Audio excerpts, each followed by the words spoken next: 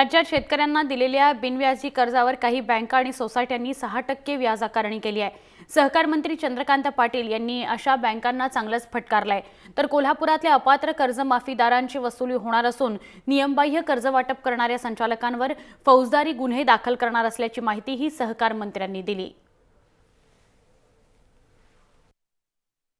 सरकारने 0% व्याजदराने कर्ज पुरवठा करायचा आणि ते इंटरेस्ट हे केंद्राने आणि राज्याने बेअर करायचं असं ठरलेलं असताना सुद्धा अनेक जिल्हा मध्यवर्ती बँकांनी अनेक विविध कार्यकारी सोसायट्यांनी असा फतवा काढला की तो व्याजदर शेतकऱ्याने आता भरा आणि मग आम्हाला रिएम्बर्समेंट मिळाल्यानंतर आम्ही तुम्हाला परत देऊ, हे चालणार नाही।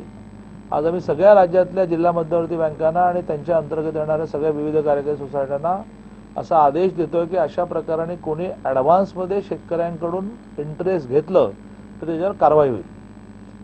हा इंटरेस्ट न घेताच त्याला लोन दिलं पाहिजे। तुम्हाला हे 6% मिळणार आहे आणि यातला जो काही लॉस बेअर करावा लागतो तो जो लॉस आहे तो लॉस बेअर करूनच ते करायचं आहे। अशा ज्या त्यावेळेच्या संचालकांनी त्यांचे अधिकार वापरून जास्त कर्ज द्यायला लावली आहेत त्याच्यावरची जबाबदारी निश्चित झाली आहे। त्या सगळ्यांवर फौजदारी खटले दाखल।